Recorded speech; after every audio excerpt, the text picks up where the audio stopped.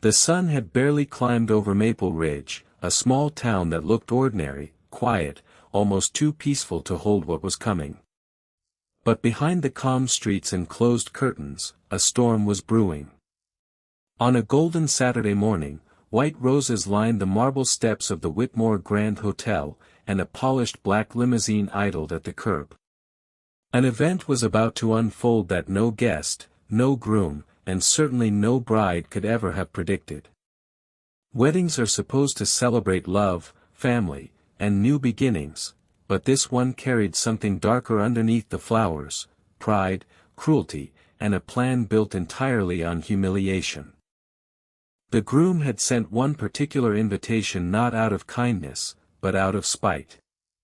He wanted his ex-wife, the woman who had once given him everything and been left with nothing, to walk in and witness what he called his real happily ever after.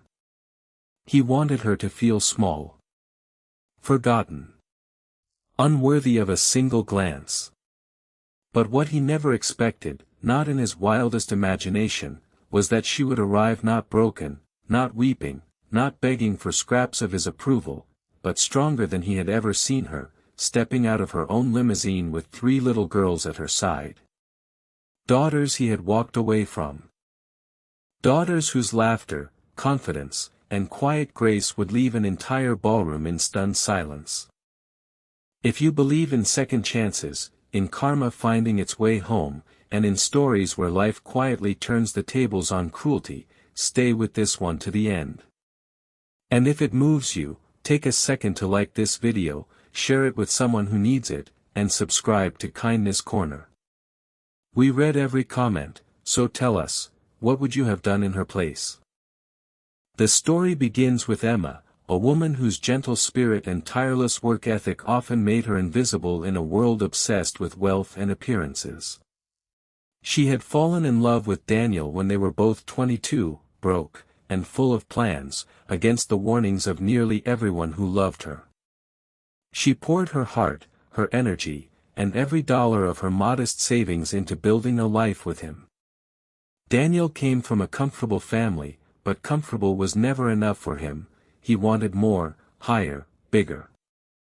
For 6 long years, Emma worked double shifts as a waitress, cleaned office buildings after midnight, and skipped her own meals so Daniel could afford the suits, the courses, the connections he needed to climb.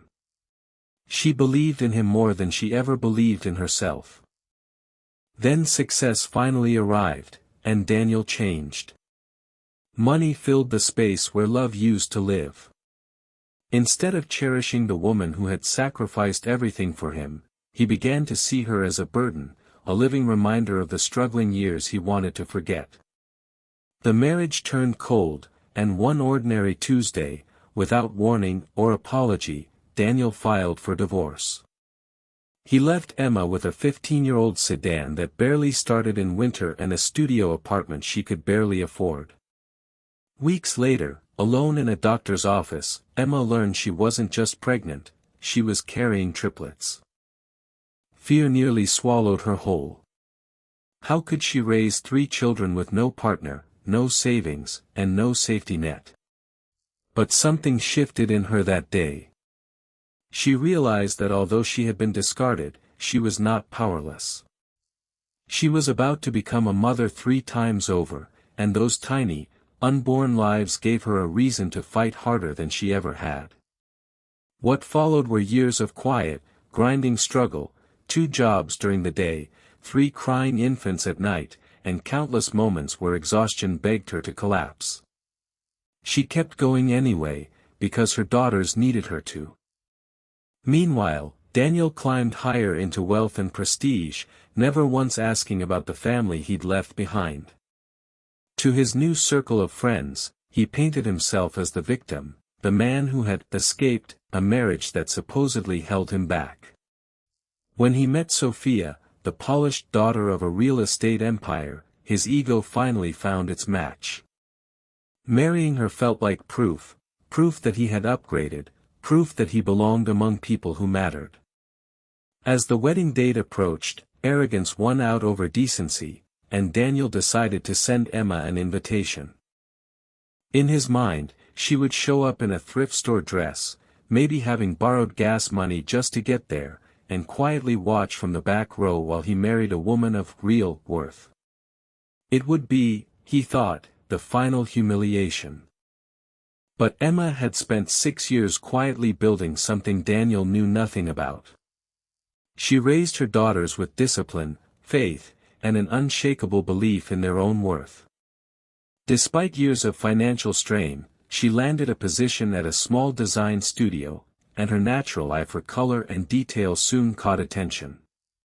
After years of relentless effort, she opened her own boutique, Wren & Company, starting in a narrow storefront with second-hand racks and growing, year by year, into one of the most respected names in town. She never flaunted her success. She simply stopped living in anyone's shadow. Her daughters, now 6 years old, were bright-eyed, sharp, and endlessly full of life, her greatest achievement by far. When the wedding invitation slid out of the envelope, Emma almost tossed it in the trash. But she thought of every year of quiet humiliation, every whisper from people who once pitied her, every time Daniel had painted her as the one who failed. This wasn't about revenge. It was about dignity. She wanted her daughters to see, with their own eyes, that no one gets to define your worth for you. So with calm resolve, she decided to go. The morning of the wedding was bright and gold. Sleek cars lined the drive, guests arrived in designer gowns and tailored suits, and Daniel stood at the altar in a crisp white tuxedo, basking in admiration. Sophia glowed beside him, smiling for the cameras. Everything was unfolding exactly as planned, until the sound of another limousine pulling up turned every head in the courtyard. The chauffeur stepped out and opened the door. 3 little girls in matching sunflower yellow dresses climbed out first, curls bouncing, hands linked, walking the red carpet like they owned it. Behind them stepped Emma, in a deep emerald gown, elegant, radiant, calm but unmistakably strong. Gasps rippled through the crowd. Daniel's smirk vanished in an instant. Sophia's smile froze mid-frame. And Emma, holding her daughter's hands, walked forward with a poise that commanded more attention than the bride herself. Daniel's face drained of color. Guilt flickered behind his eyes for the first time in years, but pride refused to let him admit it. "Why is she here?" he muttered under his breath, though everyone around him already knew the answer. This was not the broken woman he remembered.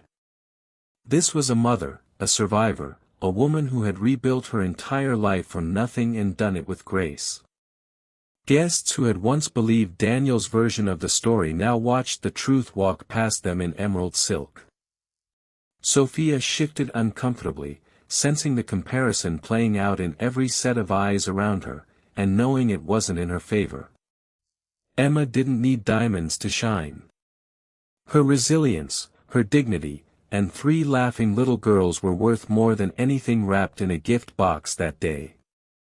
The ceremony continued, but the air in the room had changed for good. Some guests quietly congratulated her. Others apologized with nothing but a look, having believed the lies for far too long. The triplets' laughter melted even the coldest hearts in the room, and Emma simply smiled. She had nothing left to prove. Daniel had tried to disgrace her. Instead, he'd exposed his own emptiness for everyone to see. Emma sat through the vows without a trace of bitterness, never trying to disrupt the day, because her presence alone had already rewritten the story. In the weeks that followed, word spread through Maple Ridge. Daniel's carefully built image cracked, and people quietly began questioning the man behind it. Meanwhile, Emma's boutique grew busier than ever, not just for the designs, but for the story stitched into every piece of it. She became a quiet symbol of what it looks like to survive with grace, proof that the best revenge is simply living well, without ever raising your voice. The woman once left with nothing found herself more respected than she had ever been, not because of money, not because of payback, but because she had walked through fire and come out shining on the other side. Her daughters grew up knowing their mother's strength, not their father's cruelty. And Emma, at long last, found peace, understanding that pain had shaped her, but never defined her, and that love, not wealth, was always the real measure of a life well lived. If this story moved you, take a moment to like this video, share it with someone who needs a little hope today, and subscribe to Kindness Corner for more stories like Emma's. And before you go, drop a comment below. What would you have done if you were standing in Emma's shoes?